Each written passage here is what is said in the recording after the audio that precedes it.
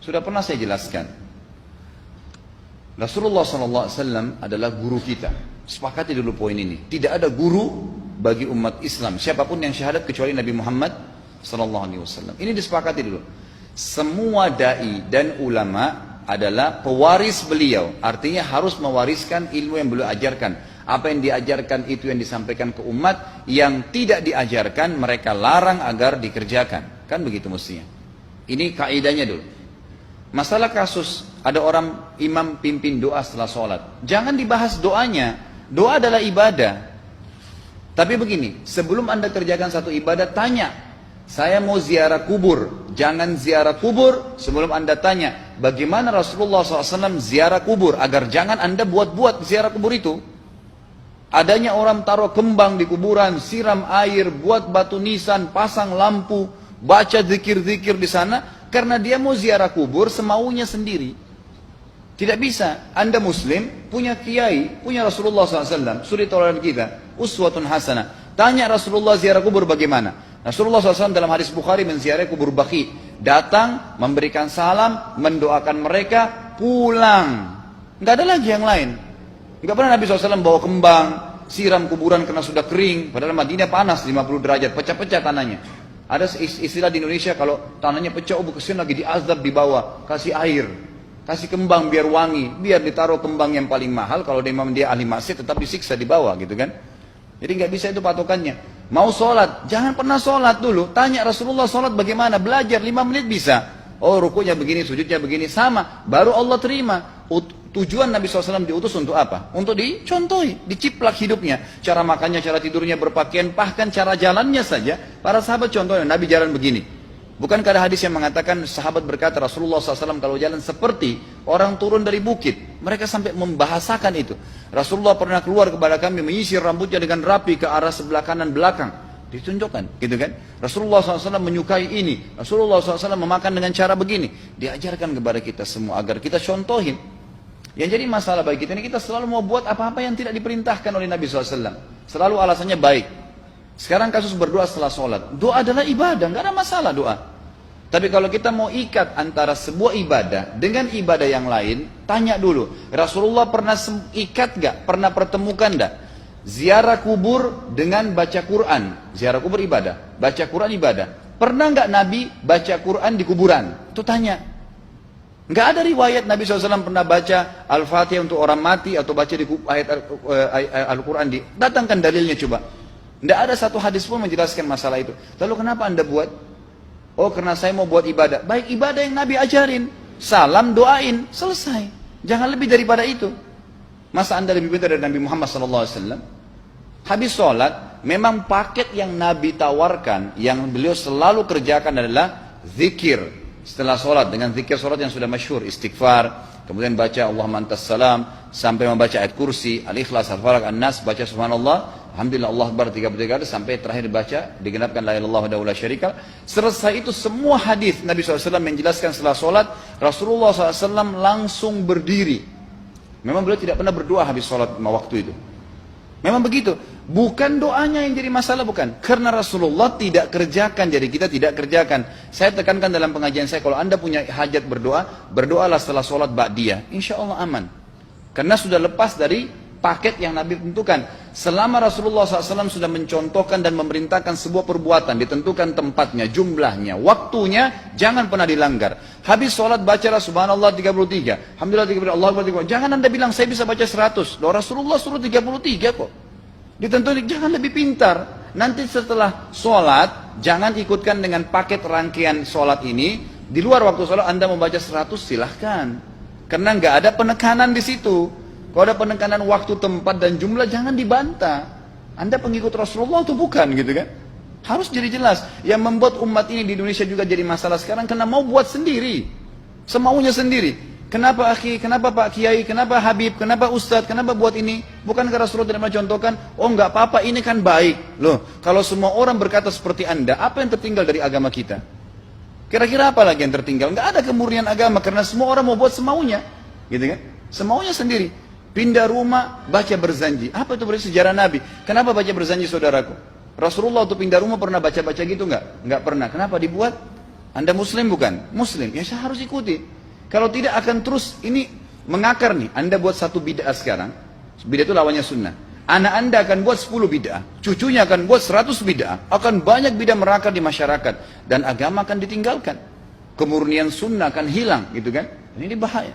Ingat, Nabi SAW mengatakan kepada kita dengan hadis yang sangat jelas. Hadis sahih riwayat Imam Ahmad bunyinya begini. Semoga Allah merahmati umatku yang menukil dariku seperti apa yang aku ajarkan atau sebutkan. Sampai ulama hadis mengatakan Nabi ucapin habis sholat astagfirullah, maka sahabat tidak ada berani yang menambah azim. Nggak ada sahabat yang bilang astagfirullah azim habis sholat, nggak ada. Astagfirullah saja karena Nabi ucapin itu, mereka mengakui tidak lebih benar daripada Nabi SAW. Kenapa kita harus tambah astagfirullah azim, wali walidayya, wali muslimin, panjang? Dari mana ini semua? Ditambah-tambah, diembel-embelin, kenapa? Akhirnya keluar dari ajaran Nabi Muhammad SAW. Ini masalah gitu kan? Kenapa harus dilakukan? Peringatan maulid Nabi sudah sering saya ingatkan. Anda tanya semua yang buat maulid, kapan maulid itu sejarahnya ada? Semua buku sejarah menjelaskan tahun 230 Hijriah. Nabi meninggal tahun berapa? 11 Hijriah. Gitu kan? 11 Hijriah. Lalu kenapa harus ada dilakukan? Dan dari mana sejarahnya? Yang membuat pertama adalah orang-orang Syiah. Sejarahnya jelas dari Fatimiyah. Semua buku sejarah sepakat mengatakan bahwasanya maulid munculnya di zaman Fatimiyah. Dinasti Fatimiyah, orang-orang Syiah di Mesir, gitu kan? Dan mereka punya 6 macam maulid yang sampai hari ini masih dikerjakan di Iran. Ada maulid Nabi SAW, Hasan, Husain, Ali, Fatimah, dan raja mereka. Sampai hari ini masih ada. Kenapa orang-orang waktu baca maulid, baca salawat sambil berdiri pegang tangannya taruh di dada? Karena keyakinan orang Syiah, ruhnya Nabi SAW sedang lewat. Anda tahu nggak itu? Banyak orang kita buat tidak tahu. Yang penting bahasa Arab ikut saja, gitu kan? Tidak bisa. Nabi SAW tidak pernah rayakan. Pernah ada yang bilang sama saya, Ustadz, kan Nabi SAW pernah bilang, waktu ditanya tentang puasa Senin, beliau mengatakan hari itulah aku dilahirkan. Terus kenapa? Berarti boleh merayakan ulang tahun hari Senin, gitu kan? Tidak. Nabi SAW cuma menginformasikan bahwasanya beliau lahir di hari Senin. Dan beliau tidak pernah ngumpulin sahabat untuk baca bersama-sama, merayakan hari raya. Beliau tidak pernah. Kalau itu benar, Nabi nggak bakal tinggalkan kok. Ibnu Katsir rahimahullah, garis bawahi poin ini. Ibnu Katsir rahimahullah, dalam tafsir beliau, tafsir Quran Azim, dan subhanallah Ibnu Katsir ini, kata ulama, hampir semua kalangan golongan itu banyak memakai buku beliau, walaupun berbeda dari sisi pemahaman yang lain, tapi tafsirnya kebanyakan kembali ke tafsir beliau. Beliau mengatakan tafsir surah Al-Maidah ayat 3 yang bunyinya a'udzubillahi minasyaitonir rajim, al-yawma akmaltu lakum dinakum, hari ini saya sempurnakan agama kalian, kata Allah, ya. Wa atmamtu alaikum nikmati, saya sempurnakan nikmatku pada kalian, artinya tidak butuh yang lain. Wa raditu lakumul Islam madina, saya ridha Islam sebagai agama kalian. Kata beliau, ayat ini turun menandakan dan memastikan bahwasanya Nabi Muhammad SAW tidak meninggal dunia kecuali sudah mengajarkan semuanya, yang hitam, yang putih, yang gelap, yang terang, yang susah, yang muda, ya, semua dijelaskan. Siapa, kata beliau, yang menganggap masih ada sesuatu yang harus ditambahkan setelah Nabi SAW meninggal dan turun ayat ini, maka dia adalah ahli bid'ah. Dia orang yang membuat-buat agama. Nabi sudah ajarkan semua, selesai. Jangan ditambah, jangan dikurangin. Kita tidak lebih pintar dari Nabi SAW. Nabi nggak pernah rayakan hari lahirnya, jangan dirayain, selesai. Emang kenapa kalau kita nggak rayain? Kenapa? Tangan kita terputus? Enggak. Masih banyak ibadah yang disunnahkan gitu. Sama dengan kasus Isra dan Mi'raj. Kejadian besar dalam Islam. Tapi Anda boleh kembali kepada semua buku sirah. Saya tantang semua buku sirah Anda kembali. Insya Allah yang berpegang pada Al-Quran dan Sunnah, memang ada dasar wahyunya, maka semua akan menjelaskan. Nabi SAW setelah pulang dari Isra dan Mi'raj tidak pernah mengumpulkan sahabat-sahabat untuk merayakannya setiap tahun. Tidak pernah. Boleh dipelajari iya, setiap hari. Tapi ditentukan tanggalnya lalu dibuat acara. Tidak pernah Nabi SAW buat itu. Lalu kenapa Anda buat? Kalau Anda mau tetap buat, ya silahkan. Itu hak terserah Anda. Tapi saya ngajak kepada Anda kembali kepada kemurnian ajaran Nabi SAW. Kita tidak akan pernah kembali. Kata Syekh Utsaimin rahimahullah, umat Islam ini akan kembali kepada kejayaan mereka kalau mereka betul-betul kembali kepada ajaran Rasul mereka Muhammad SAW. Murnikan ajaran Nabi, yang jalankan seperti yang beliau ajarkan, selesai, akan aman. Pasti akan kembali kejayaannya. Kita nggak bisa saling menghardik, saling menyalahkan yayasan ini, organisasi ini, kelompok ini, karena masing-masing mau beristidlal sendiri, mau menjalankan sendiri hukum-hukum agama ini, bukan mengikuti sunnah Nabi SAW. Jemaah haji kita, jemaah umrah, datang ke Mekah, tur dalam kota Mekah, naik ke gunung untuk lihat Gua Hira. Kenapa naik ke Gua Hira? Oh, Rasulullah pernah di sini. Baik, saya jelaskan. Nabi Muhammad SAW ke Gua Hira sebelum turunnya wahyu. Dan beliau terakhir sekali di Gua Hira pada saat menerima Iqra bismi rabbikal ladzi khalaq. Itu saja. Setelah kejadian itu, beliau turun dari Gua Hira. Dari waktu itu sampai meninggal, Nabi SAW tidak pernah ke Gua Hira lagi dan tidak pernah suruh sahabatnya ke Gua Hira. Kenapa anda ke Gua Hira? Sampai naik 3 jam ada yang jatuh mati. Karena jahil, tidak tahu pemahaman agamanya. Nggak bisa begitu. Cukup dikenang iya. Kecuali Nabi SAW suruh, datangilah Gua Hira. Ya silahkan. Gitu kan? Kalau enggak, kan begitu. Masalah Isra Mi'raj, saudaraku, kejadian besar. Ambil ibrahnya, yang penting ilmunya. Oh, salat 5 waktu, kejadiannya pernah gini. Ada kebesaran Allah, ambil pelajarannya, iya. Yang Nabi tidak contohin, maka jangan dikerjakan. Hanya itu saja. Zikir bersama, di sini ditanyakan juga zikir bersama. Nabi SAW disebutkan dalam hadis Bukhari, kalau berzikir habis sholat, beliau membaca zikir tertentu, sahabat baca zikir tertentu, sahabat baca zikir tertentu. Jadi Nabi SAW tidak pernah paksain. Enggak pernah Nabi misalnya baca ayat kursi, harus semua sahabatnya ikut ayat kursi, enggak. Nabi SAW baca ayat kursi, si fulan baca al-ikhlas, si fulan baca subhanallah, masing-masing. Dan ingat, Allah SWT mengatakan apa? Tentang masalah zikir dan doa ini. Ya.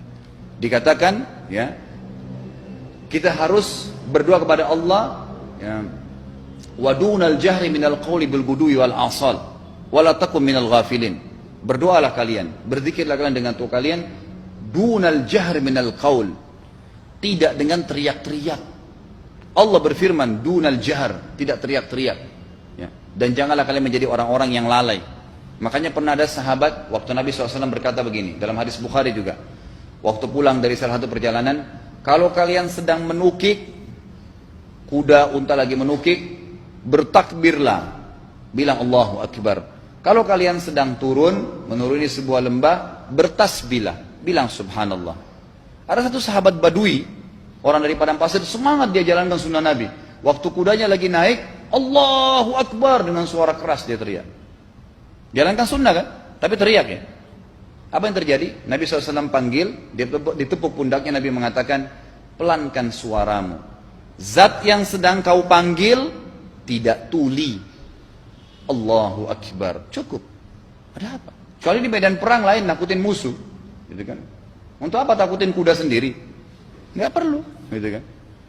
Jadi mengikuti sunnah Nabi dengan ilmu yang benar itu akan membawakan ketenangan hidup. Yang buat kacau kita ini jadi kacau karena mau membumbu-bumbui macam-macam ditambah-tambah.